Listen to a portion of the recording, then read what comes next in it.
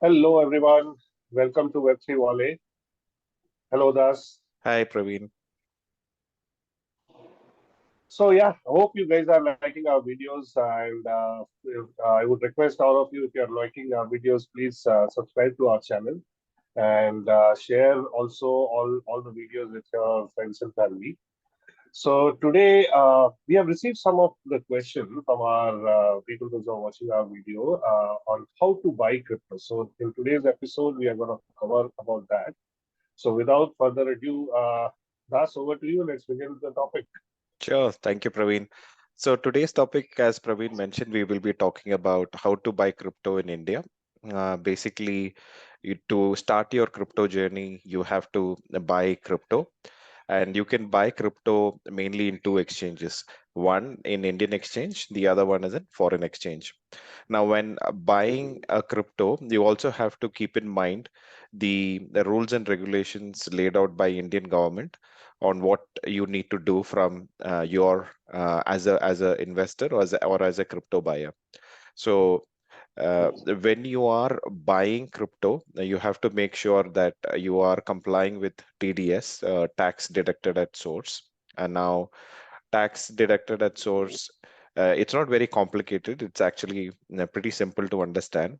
Let me give you an example. If you are a salaried person, for example, when you get salary, your company holds back certain amount of money as taxes. Now that is nothing but tax deducted as source. So similarly, when you are buying crypto from a crypto exchange, you are actually becoming an employer, and and the money that you are paying acts as a salary to the crypto exchange. So you have to hold back the amount for the purposes of taxes, and that becomes tax deducted at source. And so this is an important thing that you have to keep in mind when you are buying crypto from any of the crypto exchanges. Now, the important thing to note here is that all the crypto exchanges that are based in India or that is bound by Indian rules and regulations, they have programmed the exchange in such a way that the TDS will be taken care automatically by themselves. So whenever you are buying crypto from an Indian exchange, it is their responsibility to make sure that TDS part of it is taken care of, and the user doesn't have to face any challenges when it comes to depositing the TDS. So that is the biggest advantage of using Indian exchanges when you are buying crypto. You can also use foreign exchanges. We will talk about it as to why you might consider using foreign exchanges and not using Indian exchange. So with that, let me also quickly show you with regards to how Wazir X works, right? So let me share my screen. Yeah. So in meanwhile, these exchanges are nothing but like how if I have to compare that, people, if you guys are familiar with buying shares and all, we have those exchanges, right? So through which we are currently we can buy shares. Similar to that, the crypto also have exchange. So that's what we are referring to, right? Correct. Correct. So if you look at it, I have opened WazirX account, and when you have to deposit money in WazirX, you can deposit. So basically, you go to funds section. This is the exchange. This is the Mhm. exchange, right? And this is WazirX. This is an Indian exchange. There are other exchanges also, CoinDCX, ZepPay, etc. I am familiar with WazirX. I don't have accounts in any other exchanges, and not that we are endorsing WazirX. It's just that I'm using WazirX, and I can share how WazirX works.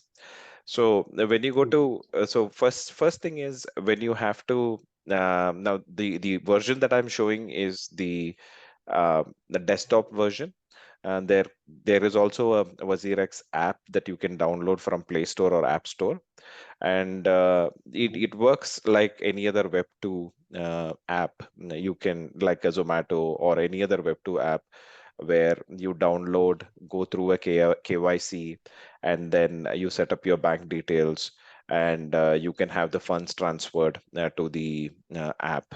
Right. So it is very much similar with WazirX as well. There is nothing different when it comes to downloading and setting up your account. I mean, in WazirX, the important part here is KYC, know your customer. So when you Mhm. log into WazirX and when you set up an account, you have to go through a KYC procedure by providing all the details that is needed for KYC verification. And KYC will take anywhere between 2 to 4 hours, or it can take up to 24 hours. Um, so once you set up your KYC and you have provided your bank details, you are all set. And the next step is Mhm. to transfer funds to the exchange, right? So when you have to transfer funds to the exchange, you have an option here called as deposit INR. So you can click on deposit Mhm. INR,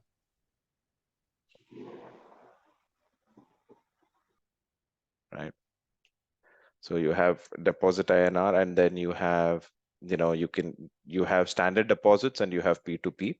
So in standard Mhm. deposit, you can use standard deposit to transfer the money to WazirX's bank account. So what actually this does is that WazirX will give their bank account details, and you need to register that their bank account details in your bank account, and then have the amount Mhm. transferred through a IMPS or an EFT.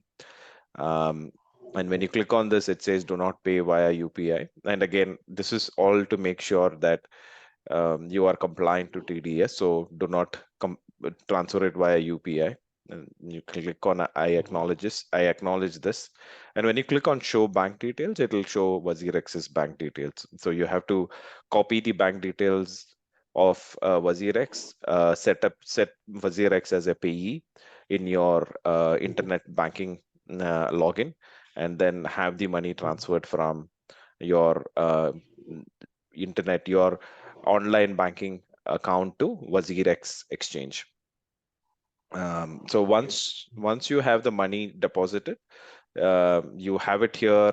It'll show under the funds section. Um, it'll come under the fund section, and then you can go to the exchange and place your trade, right? You go to exchange, and basically here you see INR, USDT, WazirX, and Bitcoin. These are basically pairs, so you can buy Bitcoin in INR denomination. You can buy Bitcoin in USDT denomination. I don't know why it's not changing to USDT. So you will so base so for simplicity purposes, for beginners, you can just go to INR section, and then Mhm. you have a buy section here. You input the amount of money with which you want to buy Bitcoin, and then Mhm. place your order here saying buy BTC, and you are all set, right? Your transaction gets executed, and you will essentially have 2000 rupees worth of Bitcoin. Now, after you buy Bitcoin, um, the Bitcoin would be saved in your fund section, right? So when you go to fund section, you will see Stella, Tether, Bitcoin, etc. Right? So you can actually from here you see these two buttons, deposit and withdraw. This deposit means, as in the word deposit, you if you want to say, for example, you have a Bitcoin in your hardware wallet, right? We haven't covered hardware wallet as yet. I mean, Ledger. You have your Bitcoin in cold storage. You keep it offline. It is like a pen drive, and if you want to move that Bitcoin to exchange, you can move it. When you click on deposit, it will give you address of the wallet address, right? This is the Mhm. wallet destiny. This is the WazirX Bitcoin wallet address. So you copy this address and transfer it to this address for Bitcoin to come to the exchange, and then you can sell your Bitcoin and transfer, convert it to INR and transfer it back to your bank account. So that is the Mhm. function of deposit. And withdraw is basically you want to withdraw it to your hardware wallet. So your hardware wallet will have a address. So you need to put your address and then go through the steps to withdraw it to your Bitcoin hardware wallet. Okay, so this is the whole cycle of how you buy and deposit and withdraw Bitcoin or any other crypto. Now, the important point to note here is that um, not all coins are supported for withdrawal. I mean, coins that are supported for deposit and withdrawal, when you go to fund section, when you go to fund section, you will see the coins that WazirX supports in terms of deposit and withdrawal. Okay, and here, I interact mostly with Solana blockchain, because before I get to that, when we withdraw, suppose for Mhm. example you have Ethereum that you have bought, and you want to withdraw Ethereum to your wallet address, which is your hardware wallet or even online wallet. You need to pay a transaction fee. And generally what happens is, when you withdraw Ethereum from WazirX to your uh, online wallet, there is a transaction fee. With Ethereum, the transaction fees tends to be on the higher side. So Mhm. if you are withdrawing some Ethereum, make sure that you're withdrawing Ethereum that is worth more than your transaction fees, right? So that is that's challenge with Ethereum. And like I mentioned, mostly interact with Solana blockchain, and Solana has very negligible transaction fee. And unfortunately, WazirX doesn't support Solana when it comes to deposit or withdrawal. So hence, I tend to use foreign exchange as well because I interact on Solana blockchain. Um, Mhm. so, so I'll quickly show you the foreign exchange that I use from a foreign exchange perspective. Um, once I'll have to move my screen around. Let me just stop sharing for a moment. So, Mhm. Praveen, so far has it? I mean, Yeah. if you were a new user, would you have any? Um, Yeah, so if I have to relate to this, so one thing is setting up the account. So in order for me to buy the crypto, I need to first set up my account on these exchanges. yeah, So just now we covered the example of the exchange that are monitored or let's say are regulated by Indian authorities, yeah, and one WazirX is one of them, and yeah, it's a basic process of you setting up your account, doing the KYC, and then depositing the money in order to buy the crypto that you would like to buy, right? correct, correct. So that is the purpose of the depositing that money, and WazirX being regulated by Indian government or authorities, we can say that the TDS part also is already taken care Yeah, through correct, the through the through their correct. platform itself, right? Yeah. Yes. Okay. Yeah, that's correct, Praveen. So here is another foreign exchange. It's called KuCoin, right? And Mhm. here, basically, you can come here and you can choose how to buy crypto. So when it comes to foreign exchange, they don't support Indian banking. So when I say Indian banking, you will not be able to transfer money directly into foreign exchange. So how do you transfer money into foreign exchange? You have to use something called as a P2P, which is called as a peer-to-peer trading. So when you click on Mhm. peer-to-peer trading, uh, you will you will be you will be given a bunch of merchants name who can Mhm. provide you US dollar or USDT, which is a stable coin for US Mhm. dollar. So if you see, Okay. you have somebody called Good Luck who can give you US dollars for $91, 91 rupees, for example, Mhm. right? And Mr. DO for 91.332. So you have bunch of customers who will trade USDT with you if you make them payment, right?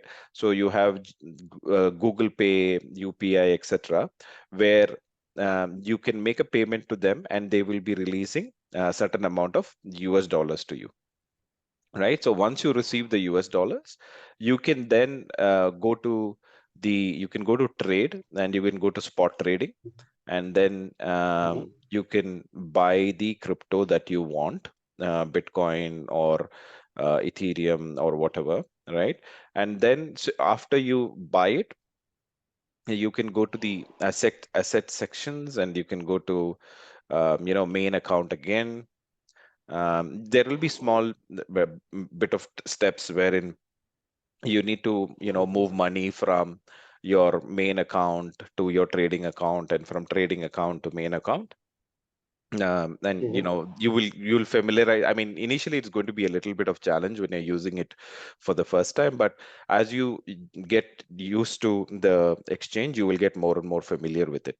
And you here also you have the same thing, like I showed in Wazirex, that you have deposit, withdraw, transfer, lend. So you can, if you have to deposit from your hardware wallet to the exchange, you can use deposit. And withdraw, you Mhm. can, you can withdraw from the exchange to your online wallet or to your hardware wallet, similar to what we discussed with Wazirex. Now, in the next video, we will talk about the how to set up your online wallet, and what are the different types of wallet for different blockchain, and what are the things that you have to keep in mind when you are setting up a crypto wallet. So that will be there for the next video, but this is the high level overview on how you can trade between Indian exchange and a foreign exchange. Great, great.